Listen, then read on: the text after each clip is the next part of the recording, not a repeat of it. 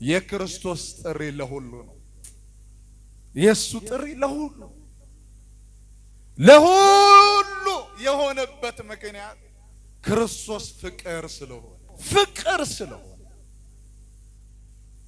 ይቅር ባይ ስለሆነ ለበደለውም ላልበደለውም ላጠፋውም ላልጠፋው ለራቀውም ላራቀው ለቅርቡም ለሩቁም ነው የክርስቶስ።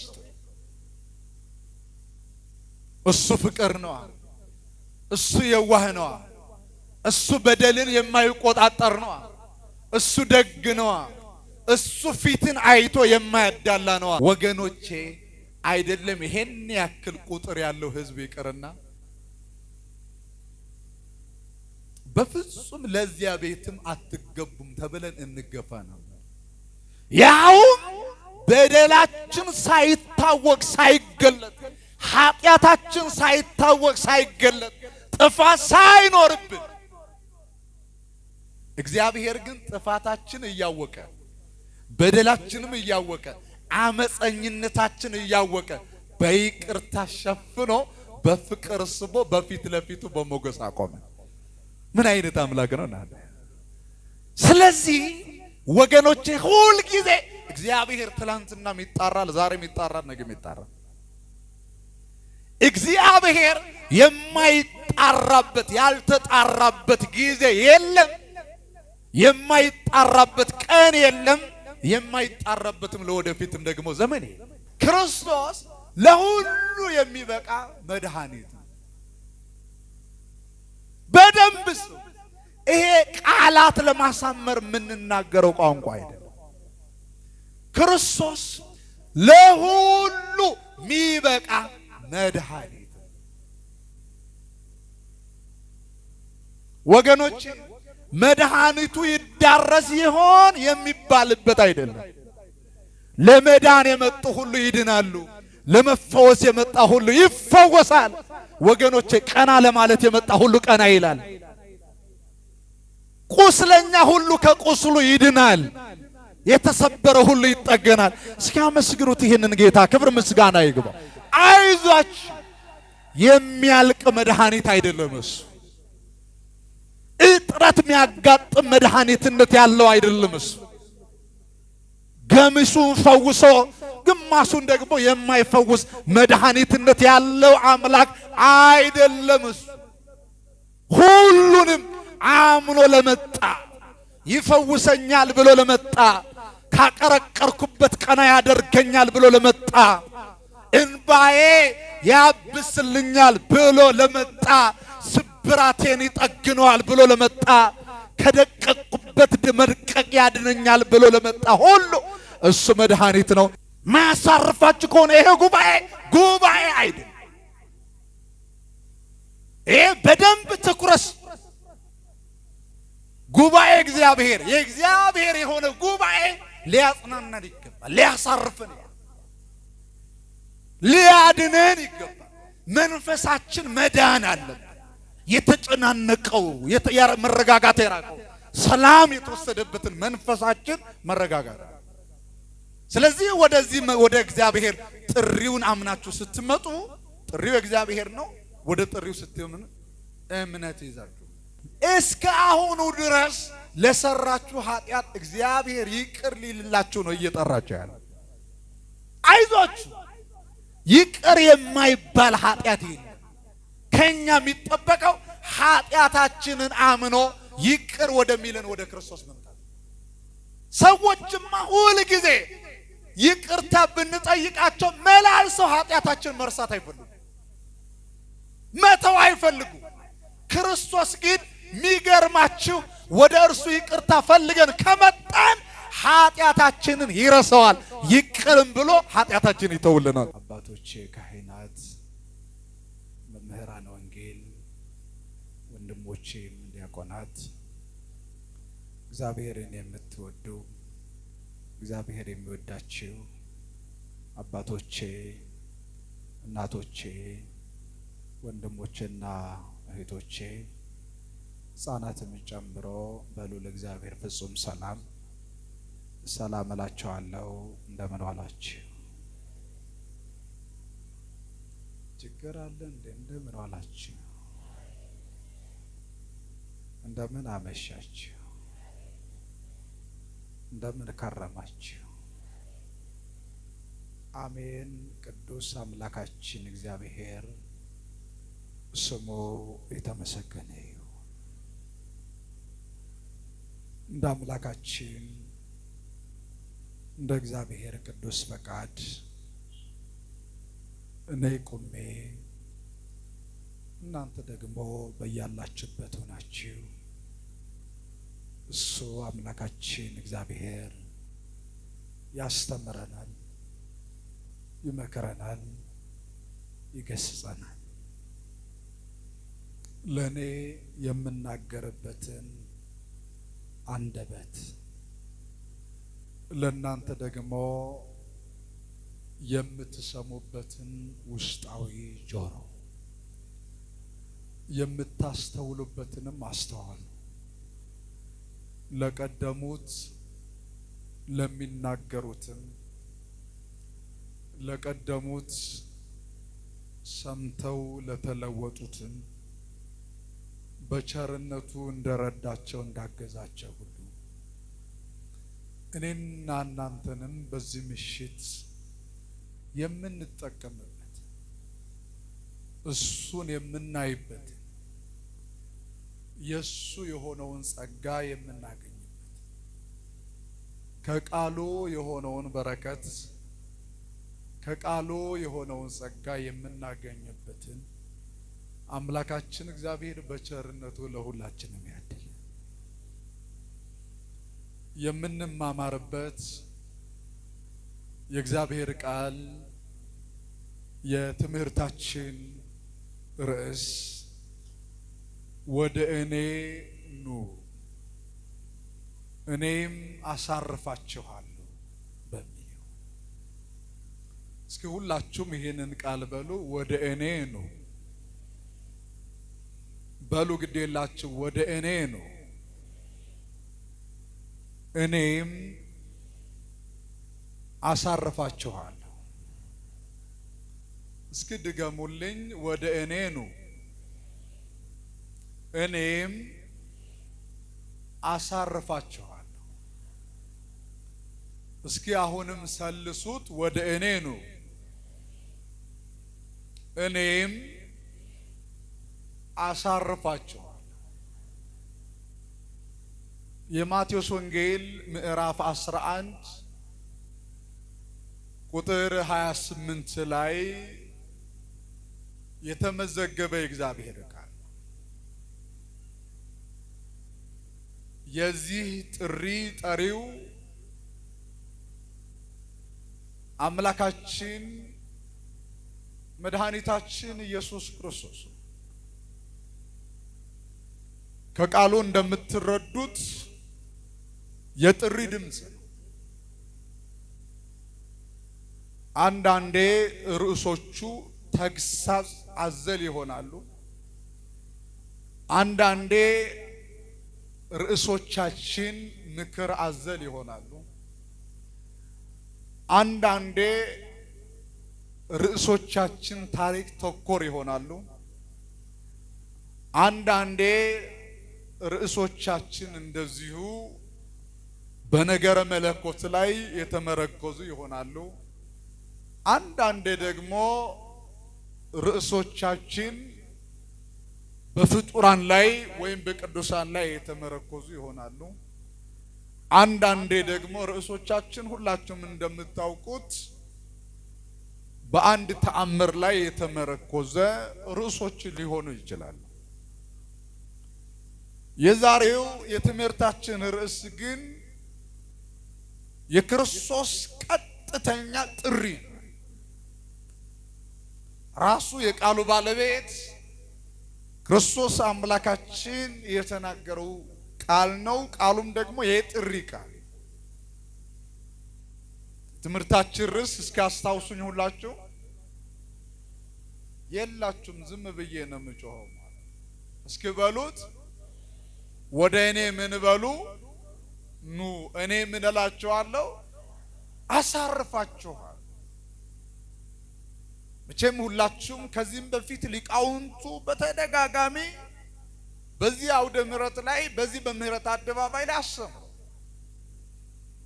የብሉያት ሊቃውንት፣ የሐዲሳት ሊቃውንት፣ የሊቃውንት ሊቃውንት፣ የመጽሐፈ መነኮሳት ሊቃውንት እንዲሁ የታሪክ ምሁራን፣ የስነ መለኮት ምሁራንም በተደጋጋሚ በዚህ አውደ ምሕረት ላይ ቆመዋል። በዚህ አውደ ምሕረት ላይ ቆመው የራሳቸውን ሐሳብ የራሳቸውን መልእክት ሳይሆን ቤተክርስቲያን የምትለውን ብቻ ሳይሆን ክርስቶስ ያለውንም ደግሞ አስተምረው ያውቃሉ።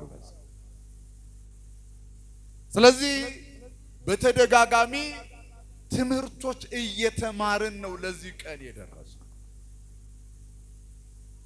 እናም ይሄን ጥሪ የአምላካችን የምንወደው የሚወደን የፈጠረን ያዳነን የሚመግበን የሚጠብቀን የሚያኖረን የሚሳሳልን ሁል ጊዜ ከጠላት እጅ የሚያስመልጠን ክርስቶስ አምላካችን የተናገረው ቃል ነው። ጥሪ የክርስቶስ ጥሪ ደግሞ በፍቅር ላይ የተመረኮዘ ጥሪ ነው።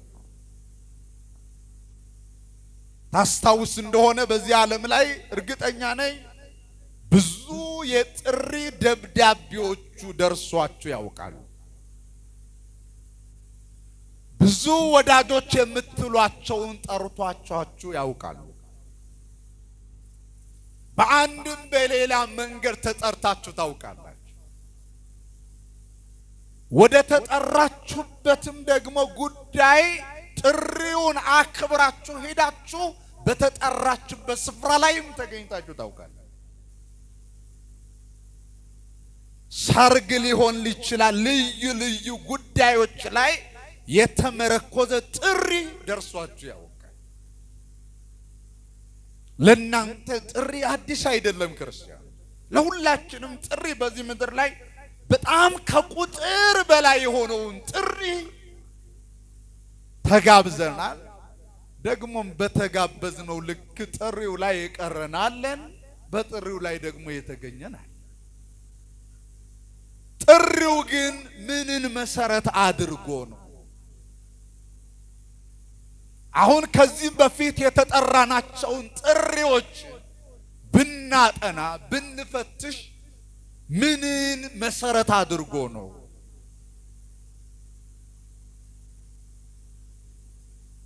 የጥሪዎችስ ዓላማቸው ምን ነበረ? ከምን የተነሳ ነበር የተጠራነው ብንል በጣም ብዙ ማለት እንችላለን። ጥሪው አድሎ የነበረበት ጥሪ ነው። ጥሪው ደግሞ ውለታ ያለበት ጥሪ ነው። እንዲህ ስላደረገችልኝ ነው፣ እንዲህ ስላደረገልኝ ነው፣ እንዲህ አይነት ለኔ በጎ ሰው ስለሆነ ነው። በጎነታችሁ ተቆጥሮ ያደረጋችሁትን ውለታ ተቆጥሮ ከዚህም በፊት በሕይወቱ ላይ ምን እንደፈጸማችሁ ጭምር ዝርዝር ነገር ተጠቅሶ ጭምር ነው ያንን ጥሪ ሊደረግላችሁ የሚችል ወይም የተደረገ አድላዊነት ያለው ወይም ደግሞ መድሎ ያለው ጥሪ። እናንተ ብትሄዱ ጎረቤታችሁ እዛ ጥሪ ላይ ይገኛል። እናንተ ብትሄዱ ወላጆቻችሁ ላይ ይጠሩ ይችላሉ። ወላጆቻችሁ ብትጠሩ በዚያ ጥሪ ላይ እናንተ የተረሳችሁ ትሆናላችሁ። ጓደኞቻችሁ ቢጠሩ እናንተ በዚያ ጥሪ ላይ ልትቀሩ ትችላላችሁ። የክርስቶስ ጥሪ ግን ለሁሉ ነው። እስኪ በሉ የክርስቶስ ጥሪ ለማን ነው? አረ ንገሩ፣ ለማን ነው? ለሁሉ ነው። ለወንድ የለ ለሴት፣ ለሽማግሌ አይደል ለወጣት፣ ለተማረ አይል ላልተማረ፣ ለሁሉም ነው። ለማህበረ ካህናት አይል ለማህበረ ምእመናን። የክርስቶስ ጥሪ ለሁሉ ነው። የሱ ጥሪ ለሁሉ የሆነበት ምክንያት ክርስቶስ ፍቅር ስለሆነ። እስኪ ንገሩ ምን ስለሆነ? አረ ንገሩ ምን ስለሆነ? ፍቅር ስለሆነ። ይቅር ባይ ስለሆነ ለበደለውም ላልበደለውም ላጠፋውም ላልጠፋው ለራቀውም ላራቀው ለቅርቡም ለሩቁም ነው የክርስቶስ። እሱ ፍቅር ነው። እሱ የዋህ ነው። እሱ በደልን የማይቆጣጠር ነው። እሱ ደግ ነው። እሱ ፊትን አይቶ የማያዳላ ነው። እስኪ አታመሰግኑትን? ይሄ አምላክ ክብርና ምስጋና ለስሙ ይሁን። ስለዚህ ወገኖቼ ይህ አምላክ ጥሪው በሱ ፍቅር ስለሆነ ዓላማው ፍቅር ስለሆነ ይቅር ባይ ስለሆነ እስኪ ዝም ብላችሁ አሁን እርግጠኛ ነኝ በዚህ ጉባኤ ላይ የተገኛችሁ ማን ጠርቷችሁ ነው? ችግርማ አለ ዛሬ። ማን ጠርቷችሁ ነው? አልተስማማንም። ማን ጠርቷችሁ ነው? እስኪ እግዚአብሔር የጠራችሁ። አይ እንግባባ ድምፅ አላሰማችሁ። ታዲያ እጅ ላስወጣኝ። ቆይ አጨብጭቡ አላልኩም። ጭብጨባ መሸወጃ ነው። እስኪ ንገሩ ማን ጠርቷችሁ? እስኪ እግዚአብሔር የጠራችሁ እጃችሁን አሳዩ። ይኸው ከፍ አድርጉ። ማን ጠርቷችሁ ነው? ይሄ ጉባኤ የማ ጉባኤ ነው? የእግዚአብሔር ጉባኤ ነው። ወደዚህ ጉባኤ የመጣ ነው ማንም አስገድዶን አይደለም። ማንም ገፍቶን አይደለም። ካልመጣ ካልተገኘ እሳት ላይ ትጣላለህ ተብሎ የመጣ ወይን ቤት ትወርዳለህ ተብሎ የመጣ የለም። ትቀጣለህ፣ ቤትህ ይፈርሳል፣ ማደሪያ ትነጠቃለህ ተብሎ የመጣ ማንም በዚህ ልክ ተስፋ አስፈራርቶ ያመጣን የለም። ፈርቶም የመጣ የዚህ ጉባኤው ጠሪው እግዚአብሔር ነው። እስኪ ንገሩኝ ማን ነው? እግዚአብሔር። በምን ይታወቃል ልትሉኝ ትችላላችሁ? መገለጫው ምንድን ነው? በምን ማወቅ እንችላለን ብትሉ በዚህ ተገኝታችሁ የምታከናውኑትን ተግባር መገለጫው እሱ። ለምሳሌ በዚህ ጉባኤ የተገኘ ነው ማንን ለመስማት ነው? ንገሩኝ እንጂ ማንን ለመስማት ነው? መምህር ኤርሚያስን ለመስማት አልመጣችሁ። አባ እገሌን ለመስማት አልመጣችሁ። የመጣ ነው እግዚአብሔርን ለመስማት ነው። ማንን ልታመሰግን መጣችሁ? ንገሩኛ ማንን ልታመሰግን መጣችሁ? ስለዚህ ወገኖቼ ጠሪያችሁ እግዚአብሔር፣ ምንም ጥርጥር የለው። ጠሪያችሁ እግዚአብሔር። ወደዚህ ጉባኤ፣ ወደዚህ ህብረት፣ ወደዚህ ማህበር፣ ወደዚህ አንድነት እንድትቀላቀሉ ያደረገ ምሽታችሁ በዚህ በረከት ምሽት እንድታመሹ ያደረገ አንደበታችሁ በጎ በሚናገርበት መቅደስ ላይ አንደበታችሁ በጎ ቃል በሚያወጣበት ጆሮአችሁም በጎ ነገር በሚሰማበት መቅደስ እንድታመሹ የጠራችሁ እግዚአብሔር፣ ምንም ጥርጥር የለም። ቅድም እንደነገርኳችሁ በምን እናውቃለን ቢሉ በዚህ መጥተን የምናከናውነው ተግባር ይገልጠዋል። የምንሰማው እግዚአብሔር ነው፣ የምናመሰግነው እግዚአብሔር። አሁን ዋናው ነጥቤ እንዳረሳ አሁን የጠራን እግዚአብሔር መሆኑ አሁን ይሄንን ስንረዳ በምን እንደ ሰውኛ ቢሆን ኖሮ እኔና እናንተ እንጠራ ነበር? ይሄ ቤት የሰው ቤት ቢሆን ኖሮ፣ ይሄ ቤት የአንድ ባለጸጋ ቤት ቢሆን ኖሮ፣ ይሄ ቤት የአንድ ስልጣን ላይ ያለ ሰው ቤት ቢሆን ኖሮ በዚህ ቤት ማምሸት እንችላለን ወይ? እርግጠኛ ነኝ ወገኖቼ።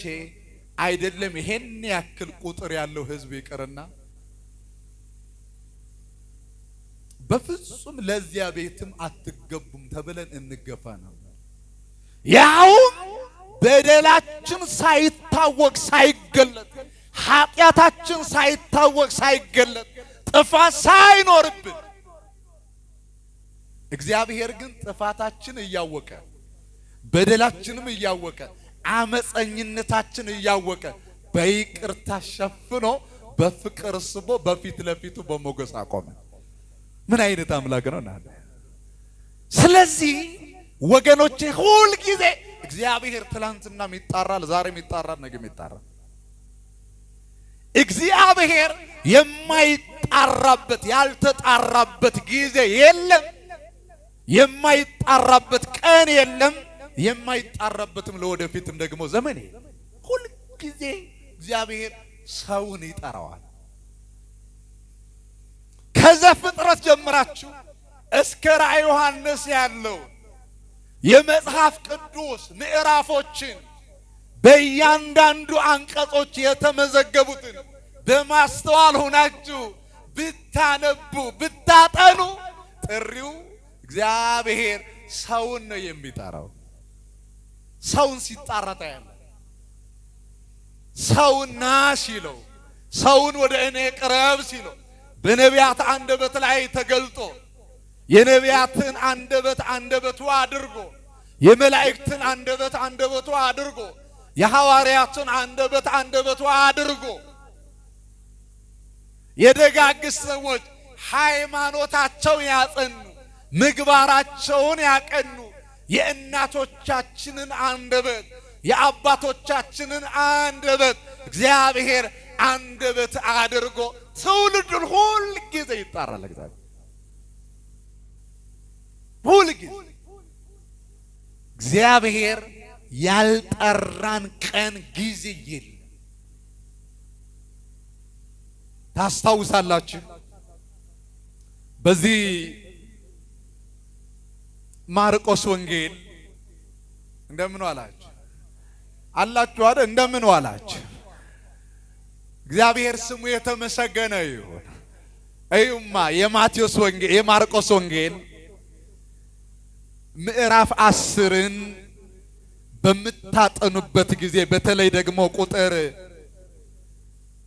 40 ጀምራችሁ 46 ጀምራችሁ ስታነቡ ክርስቶስ ከዕለታት በአንድ ቀን ወደ ኢያሪኮ ሄደ። ኢያሪኮ እንደምታውቁት ኢያሱና እስራኤል ዘሥጋ በእግዚአብሔር ጥሪ በእግዚአብሔር ኃይል ከመግባታቸው በፊት ኤናቃውያን ከሌዳውያን የሚባሉ ፍጹም እግዚአብሔርን የማያውቁ በእግዚአብሔርም የማያምኑ ፍጹም እንደ እንስሳ የሚኖሩ ሰዎች የነበሩባት ከተማ ናት። በደንብ ስሙ። ኢያሪኮ የምትባል አሁን የምነግራችሁ ከተማ የፈጠራትን አምላክ በፍጹም የማታውቅ ከተማ ናት። የሚጠብቃትን የሚያኖራትን የሚንከባከባትን በመግባት በመውጣቷ በምህረቱ የደገፋትን እግዚአብሔርን የማታውቅ ከተማ ናት። አንድም ቀን ለዚህ አምላክ ምስጋና ሰጣጣው አንድም ቀን መግባት መውጣቷ መኖሯ እኮ በሱ ላይ ነው። እግዚአብሔር ምህረቱ ከሷ ላይ ቢያነሳ ቸርነቱ ከሷ ላይ ቢያርቅ አንድም ቀን ያቺ ከተማ አታድርም፣ ትገለበጣለች። አሏ ወደ አመድነት የተቀየሩ እንደ ጉም ደግሞ ተነው የጠፉ በታሪክ እንደ ታሪክ ሲወራላቸው እንዲወራላቸው ሆኖ የቀሩ ከተሞች አሉ። መመለስን እምቢ ያሉ አመፀኝነትን ገንዘብ አድርጎ የያዙ ፍጹም ልባቸውን በኃጢአት የዘጉ ልባቸው የደነደኑ ህዝቦች ራሳቸውም ተጎድቶ ከተማይቱም እንድትጎዳ ሆነዋል። ስለዚህ እቺ ከተማ በከተማይቱ ውስጥ ያሉ ሰዎች ቅድም የነገርኳችሁ ከለዳውያን፣ ኤናቃውያን ሌላም ደግሞ ህብረት ያላቸው ሰዎች ይኖራሉ። ግን በፍጹም እግዚአብሔርን አያውቁም። እግዚአብሔርን ማመስገን አያውቁም። ናቺ ከተማ በእንዲህ አይነት ሰዎች የሚኖርባት ከተማ ነበረች እና ጣዖት አምላኪዎች በእግዚአብሔር ፈንታ ሌላ አምላክ አንግሰው እግዚአብሔርን መፍራት ትተው ዓይን እያለው የማያይ ጆሮ እያለው የማይሰማ እግር እያለው የማይሄድ ብሎም ደግሞ አንደበት እያለው የማይናገር ፍጹም በሰው እጅ የተሰራውን ጣዖት በማምለክ ላይ የተጠመዱ ሰዎች የሚኖሩባት ከተማ ነው።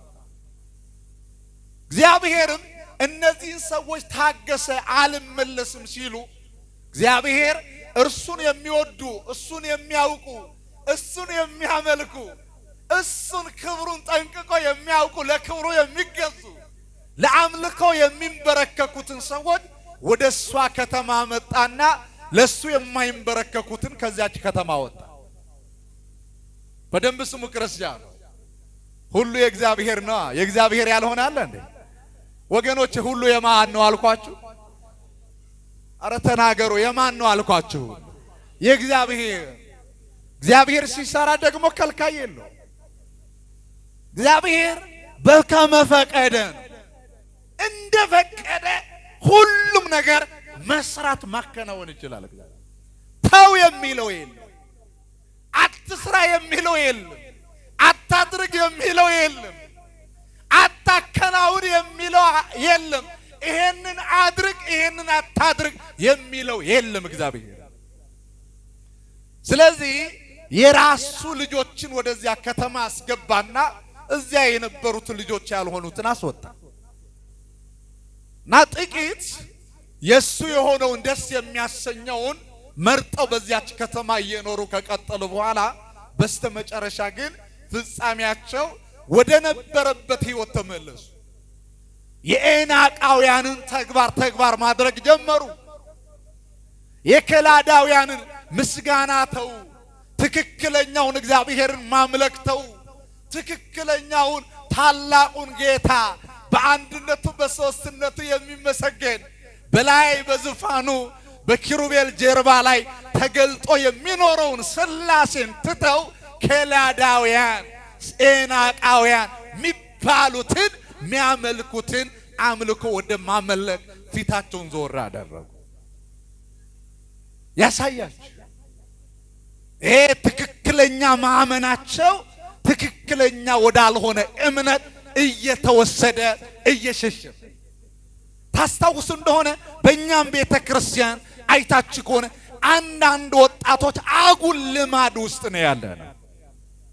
አጉል ልማድ ትክክለኛውን የአባቶቻችን እምነት ከልባችን እየተሸረሸረ ከልባችን እየሸሸ ወገኖቼ ትክክለኛ ያልሆነ ህይወት እየተለማመደን አምላካችን እግዚአብሔር በቸርነት ሁላችንም ይጠብቀን እንጂ በጣም ከባድ ወገኖቼ።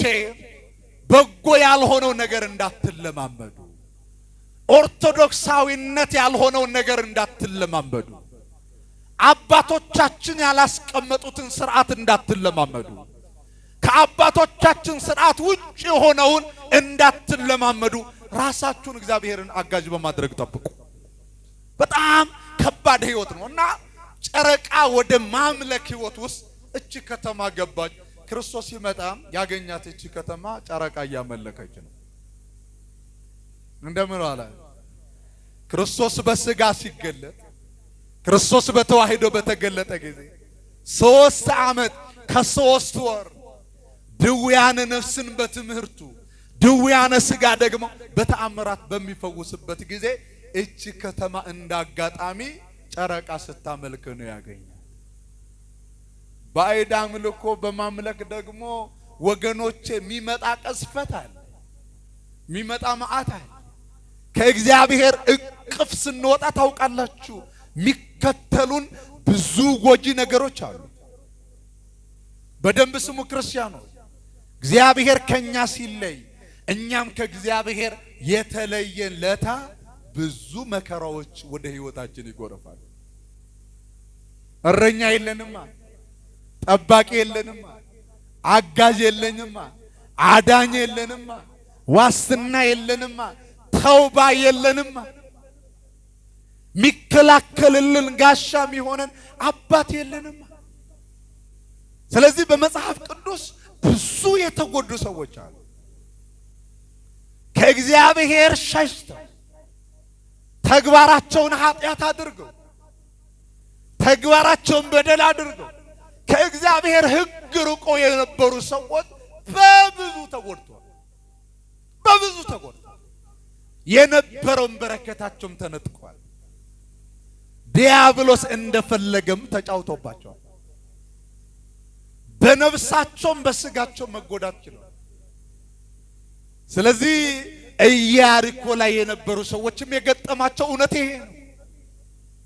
በነፍሳቸውና በስጋቸው የተጎዱ ነበሩ። በደንብ ስሙ ክርስቲያን።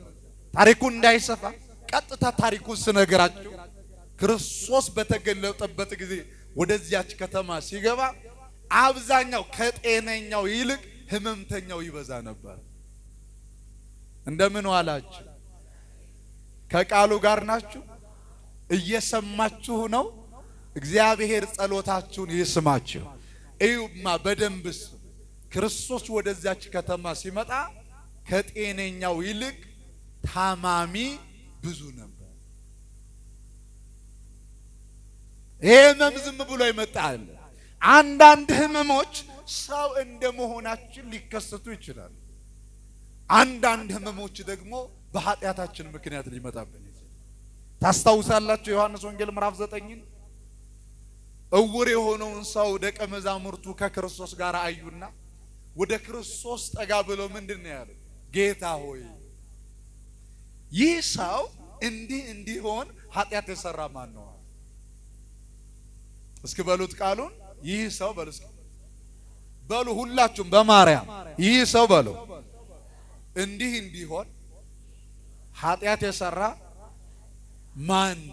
መዛሙርቱ የተረዱት የአይን ምልክት እንኳን ቅርጽ ያልነበረው ሰው የአይን ምልክትም ያልነበረው ሰው እንዲህ ሊሆን የሚችለው በኃጢአት ነው።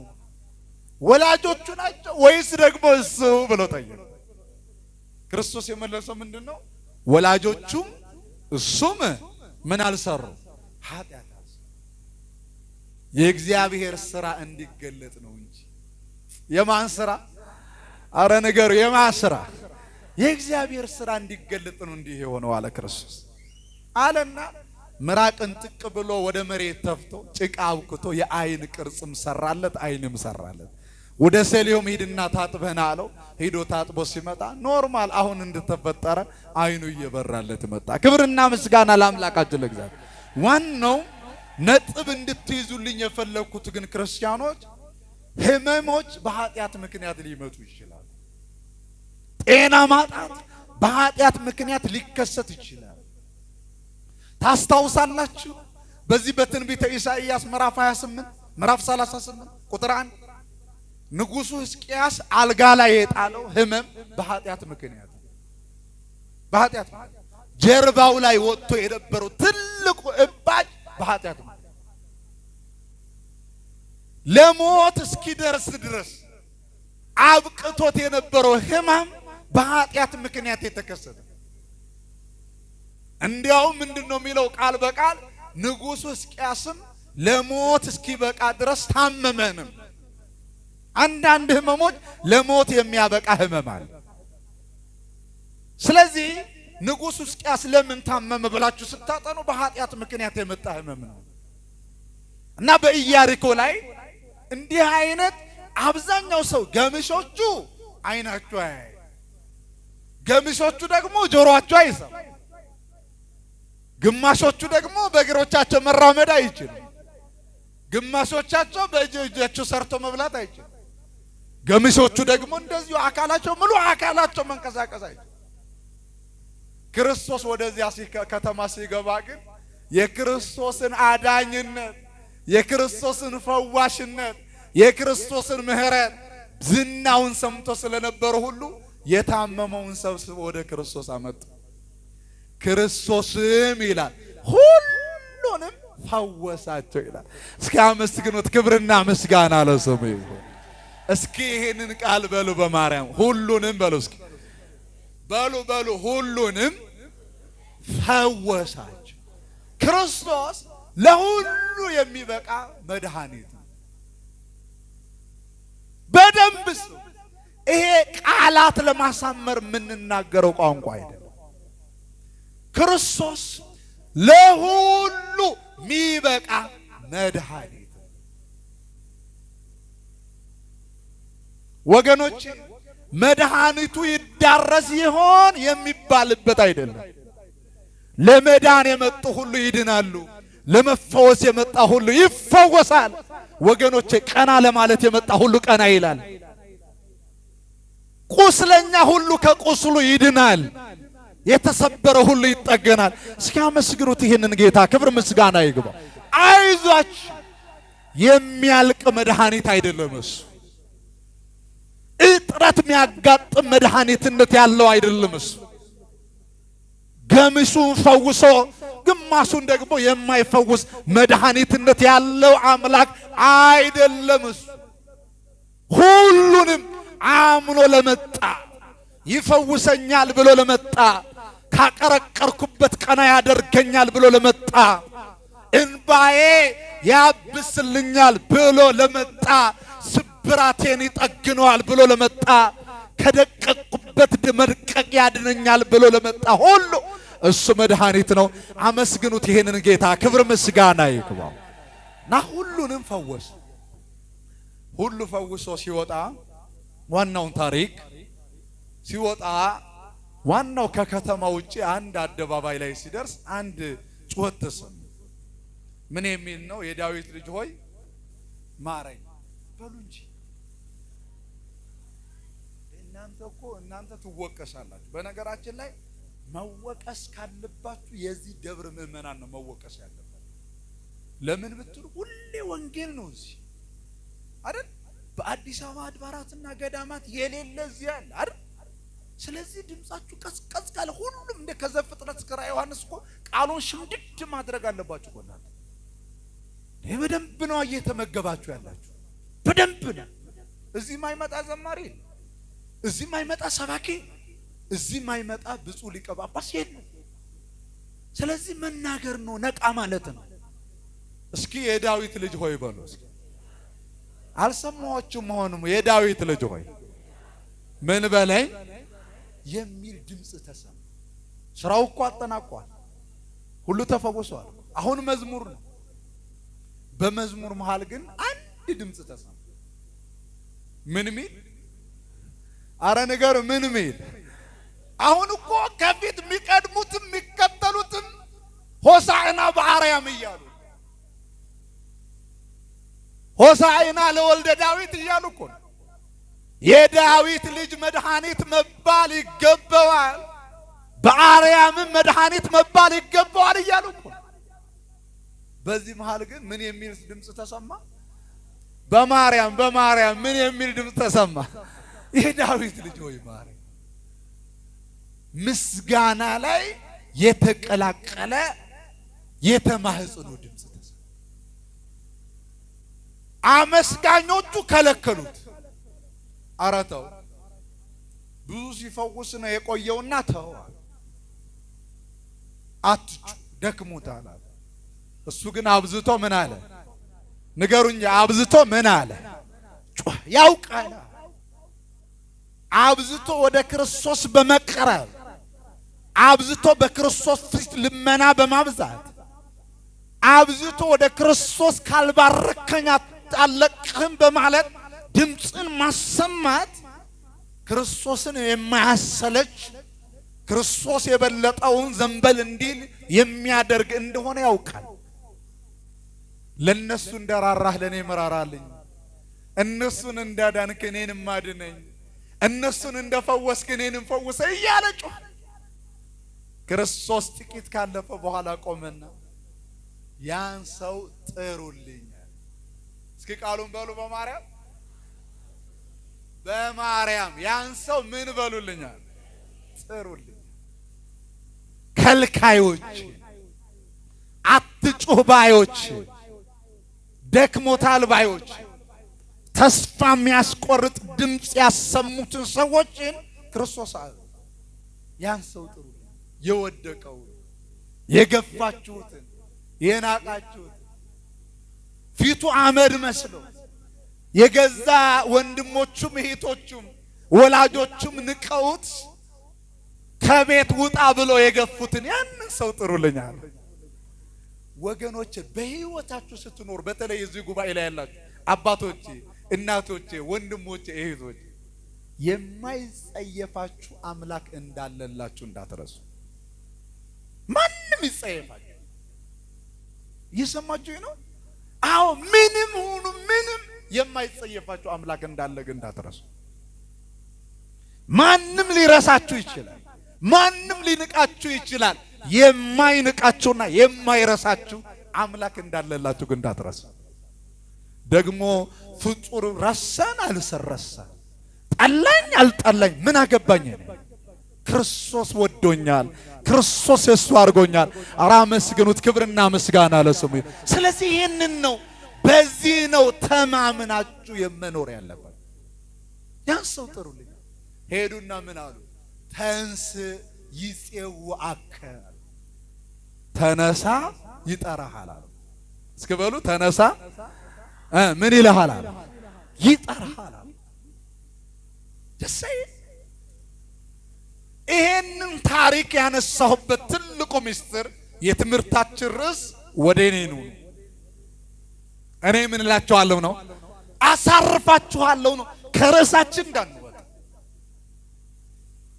ክርስቶስ ኖረንም አልኖረንም፣ ቆምንም ወደቅንም፣ ተሰደድንም ተረጋጋንም፣ ሰው ኖረንም አልኖረንም ማን ይጠራናል? ንገሩኝ እንጂ ማን ይጠራናል? እግዚአብሔር ይጠራናል። እና ለምንድን ነው የሚጠራን? ጥቂት አሁን የመጣችሁ በደንብ መረዳት አለባችሁ። እዚህ ጉባኤ ላይ ያላችሁ ፎቶ ለመነሳት አይደለም የመጣው፣ ከሰዎች ጋር ለመገናኘት አይደለም እዚህ ጉባኤ ላይ የተገኘ። ጠሪው እግዚአብሔር ነው። ለዓላማ ነው የጠራው። ዓላማው የመጀመሪያው ሊያድነን ነው የጠራ። እስኪ ንገሩ ምን ሊለን ነው የጠራ? ንገሩኝ ምን ሊለን ነው የጠራ? ሊያድነን ነው የጠራ።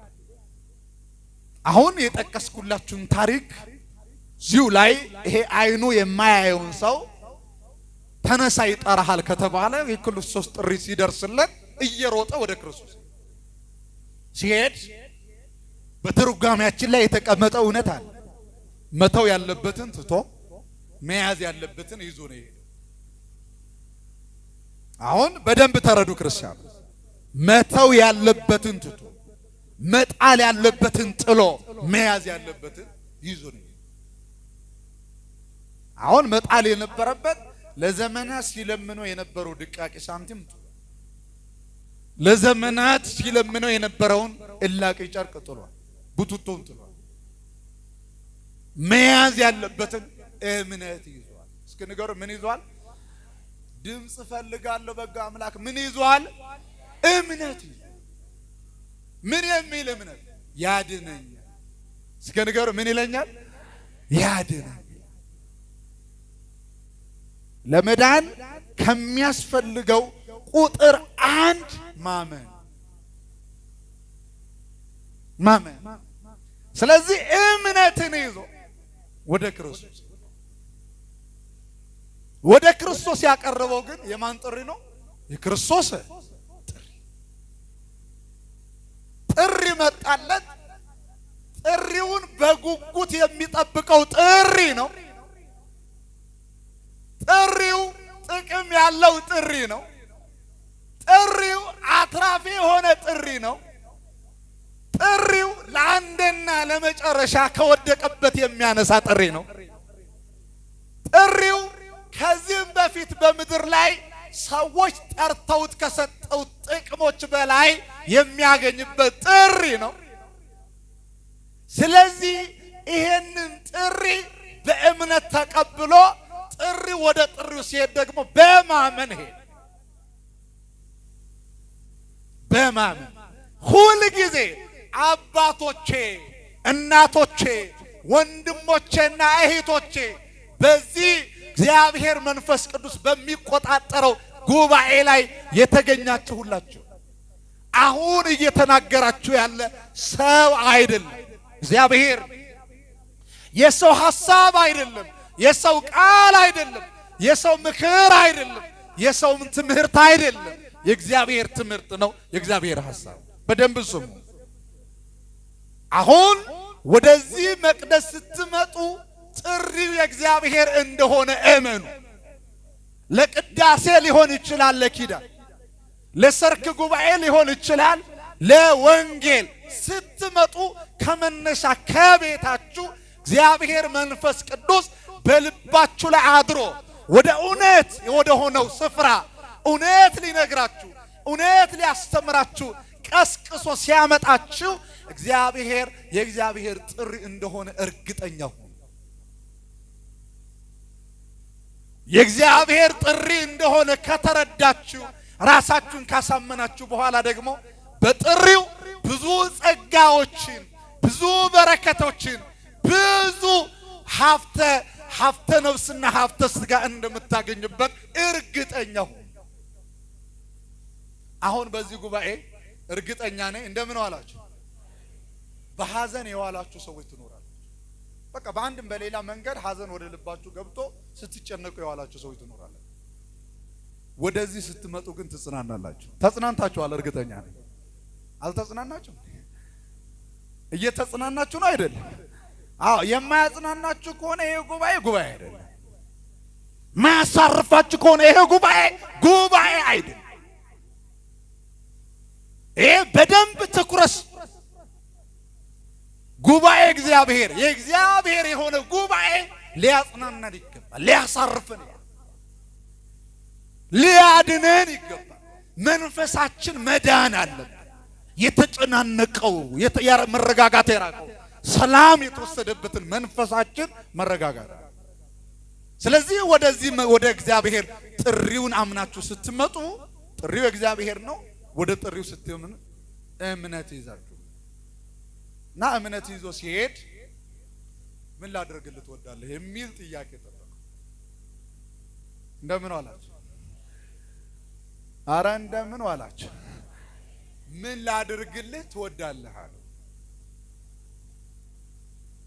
አይኖቼ እንዲያዩ። አሁን እዚህ ጋር ምንም ጭቅጭቅ የለው፣ ተስተካክሎ ነው የቀረበው። አጠያያቂ የሆነ ህይወት የለው።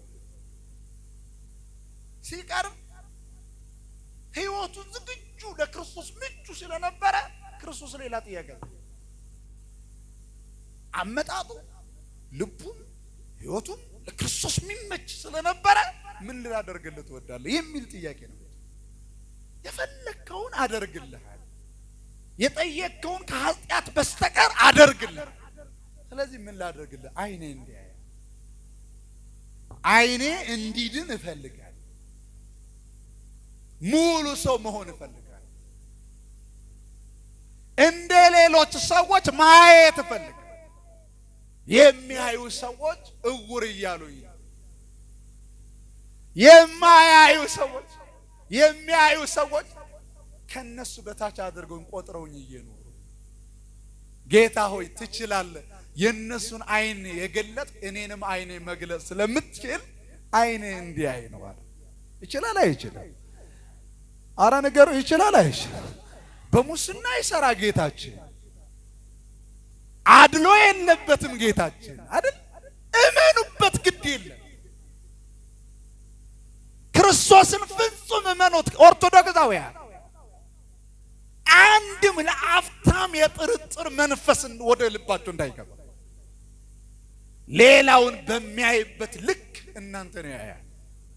ሌላውን በጎበኘበት ልክ እናንተን ይጎበኛል ክርስቶስ። እና ከዛም በኋላ እምነትህ አድኖሃል አለና እጁን ጭኖ እምነት አድኖሃል አለ። ሳያይ በሰው ምሪት ወደ ክርስቶስ የሄደ ከክርስቶስ ተለይቶ ሲመለስ ግን እያየ ነው ወደ ቤቱ የገባ። ክብርና ምስጋና ለአምላካችን ለእርሱ ይሁን። ይሄ ወገኖቼ ስለ መዳን ስናወራ መዳናችን ይሄ ከስጋ ጋር ብቻ አድርገን ማየት የለብን። ወንጌል ስትማሩ መቅደም ያለበት የነፍስ ድህነት ከኃጢአት ስለመዳን ነው ሊያሳስበን።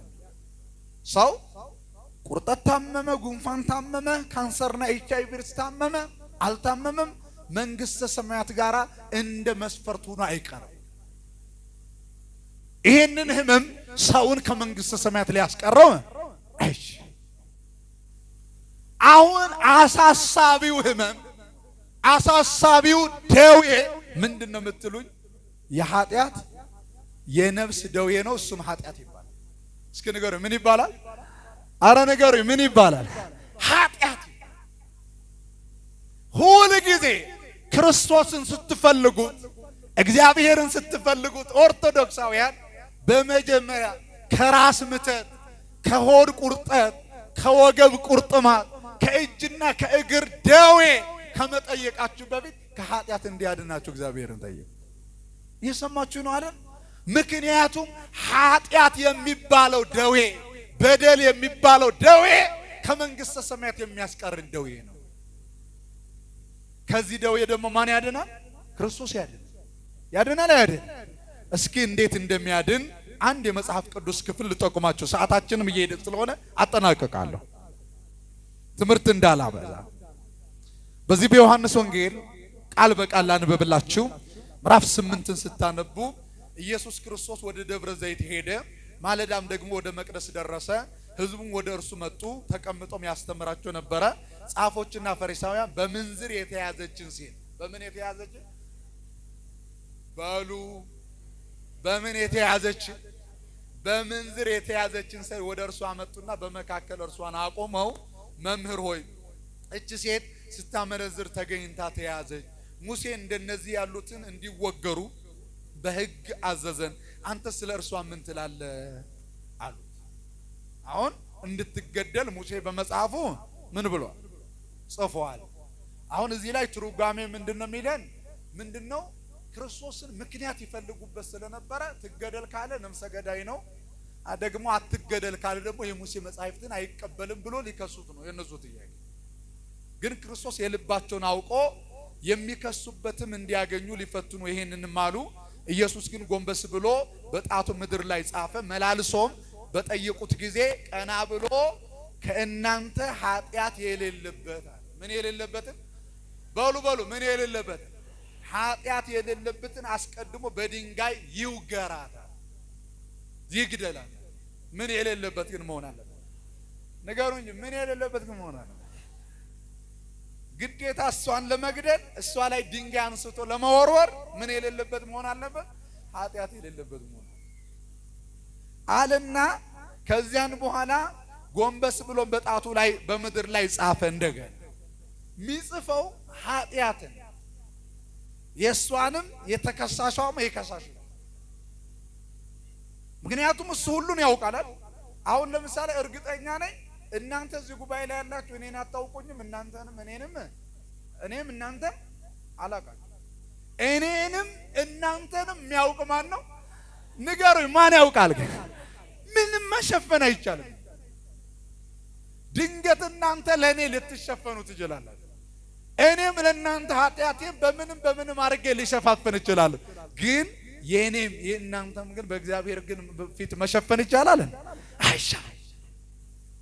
ጎንበስ ብሎ ሲጽፍ እነሱም ይህን ሲሰሙ ሕሊናቸው ወቀሳቸውና ከሽማግሌዎች ጀምሮ እስከ ኋለኞቹ አንድ ስንኳ እያሉ ወጡ።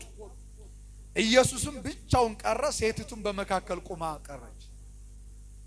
ከዚያም በኋላ እርሷም ጌታ ሆይ ከዚያን ኢየሱስ ክርስቶስ ከሴቱ በቀር ማንም ባላየ ጊዜ አንቺ ሴት እነዚያ ከሳሾችሽ ወዴት አሉ? የፈረደብሽ የለምን አላት። እርሷም ጌታ ሆይ አንድ ስንኳ አለች። ኢየሱስም እኔም አልፈርድብሽም። እኔ ምን አልልብሽም በሏ። ምን አልልብሽም? ኃጢአት ሰርተሻል፣ በድለሻል፣ አጥፍተሻል። አላጠፋሽም ማለት አይደለም። ኃጢአት አልሰራሽም አይደለም። ግን ምን አልልብሽም? አልፈርድብሽም ማለት ሂጂ፣ ከአሁኑ ጀምሮ ግን ደግመሽ ኃጢአት አትስሪ። ምን ማለት ነው? ለእስካሁኑ የሰራሽው ኃጢአት ይቅር ብዬሻለሁ፣ ለወደፊት ግን ምን አትስሪ አላት። አመስግኑታ ይሄንን ጌታ ክብር ምስጋና። አሁን ኦርቶዶክሳውያን በዚህ ጉባኤ ላይ ያላችሁ አባቶቼ፣ እናቶቼ፣ ወንድሞቼ፣ እህቶቼ እስከ አሁኑ ድረስ ለሰራችሁ ኃጢአት እግዚአብሔር ይቅር ሊልላችሁ ነው እየጠራችሁ ያለ። አይዟችሁ፣ ይቅር የማይባል ኃጢአት የለም። ከኛ የሚጠበቀው ኃጢአታችንን አምኖ ይቅር ወደሚለን ወደ ክርስቶስ መምጣት። ሰዎችማ ሁል ጊዜ ይቅርታ ብንጠይቃቸው መላልሰው ኃጢአታችን መርሳት አይፈልጉ፣ መተው አይፈልጉ። ክርስቶስ ግን ሚገርማችሁ ወደ እርሱ ይቅርታ ፈልገን ከመጣን ኃጢአታችንን ይረሳዋል፣ ይቅርም ብሎ ኃጢአታችንን ይተውልናል። እስከ አመስግኑት ይሄንን አምላክ ክብር ምስጋና ይገው። ስለዚህ ወገኖቼ ምን መልእክት ላስተላልፍ ፈልጌ ነው? ክርስቶስ የሚጠራን ሊያድነን ነው ስንል ከስጋ ደዌ ብቻ ሳይሆን ወገኖቼ ከመንፈሳዊ ደዌ ከዚህ ከኃጢአት ደዌም ሊያድነን ጭምር ነው። ሁለተኛው ሰዓት የሄደ መሰለኝ፣ በጣም ይቅርታ። በጣም ደስ ትላላችሁ። የሚወጣ የሚገባ እንጂ እንደር እንደዛ እንደር እስኪ እንደር ያለ አቤት አቤት ቀኝ ለምን እንደምታወጪ እየተባባላችሁ ነው እዚህ ጸብ ጀመራችሁ። አይዟችሁ ጨርሻለሁ። እግዚአብሔር ግን የሚጠራን ለበረከት ነው። እስኪ ንገሩ፣ ለምንድን ነው ንገሩ እንጂ ምን ሊል ለምንድን ነው? እስኪ ለበረከት ነው የመጣው የምትሉ በማርያም ያመናችሁ ቆይ እልል በሉ አልኩኝ። እኔ አሁን ወጣኝ አሁን እልል የሚያስብል ነገር አለ? ምንድን ነው? የተጠየቃችሁ ብቻ መልሱ። ሁለት እጃችሁ ከፍ አድርጉ። ደስ ብሏችሁ ለበረከት ነው የመጣው። ከዚህ ስትመለከቱ ቤታችሁ በረከት ይጠብቃችሁ። አሜን በሉ። በረከት ይጠብቃችሁ። ስለዚህ ለምን እንደመጣችሁ እርግጠኛ ናችሁ? ለበረከት። ቃሉ ነው የሚለው። ቃሉ በዚህ በኦሪት ዘፍጥረት ምዕራፍ 12 ቁጥር 1 ላይ ስታነቡ ቃል በቃል ብቻ አንብቤው ልለፍ ሰዓት ስለሌለ።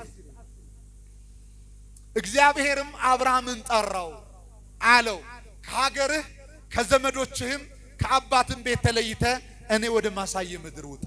ጥሪ ነው። ታላቅ ሕዝብ አደርግሃለሁ፣ እባርክሃለሁ፣ ስምህንም አከብረዋለሁ። አያችሁ አይደል?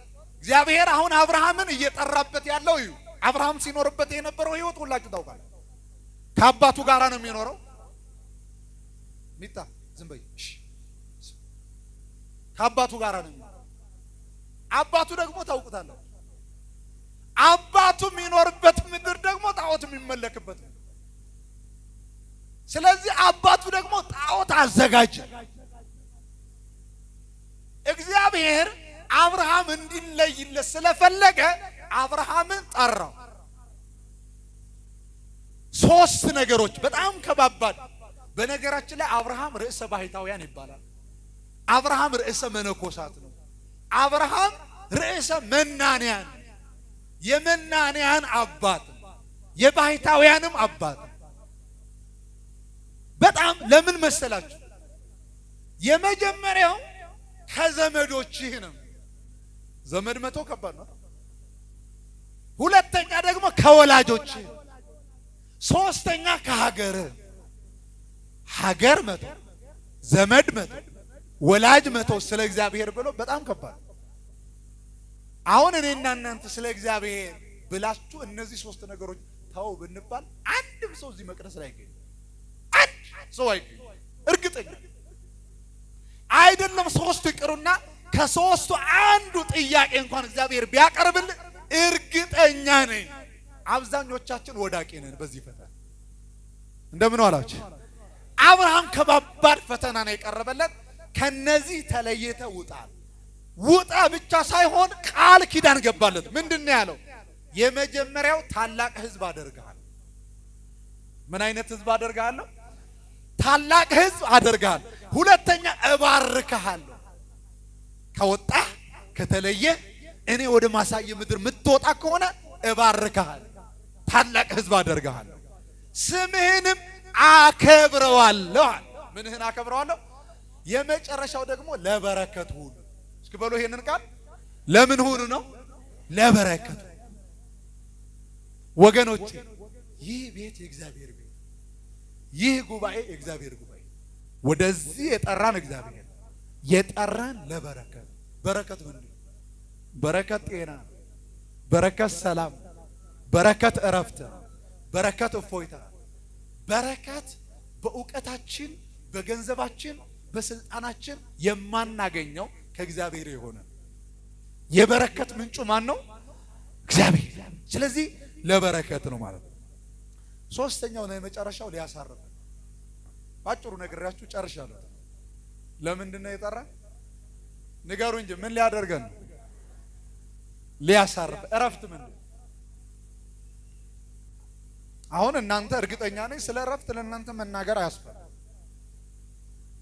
አንድ ሸክም የተሸከመ ሰው፣ ሸክም ተሸክማችሁ የምታውቁ ሰዎች ታውቃላችሁ። ለምሳሌ 50 ኪሎ ሊሆን ይችላል፣ 30 ኪሎ፣ 2 ኪሎ ሜትርም 3 ኪሎ ሜትርም ተሸክማችሁ የተጓዛችሁ ሰዎች ትኖራላችሁ። ይበልጡ ለእናንተ ግልጥ ነው ይሄ።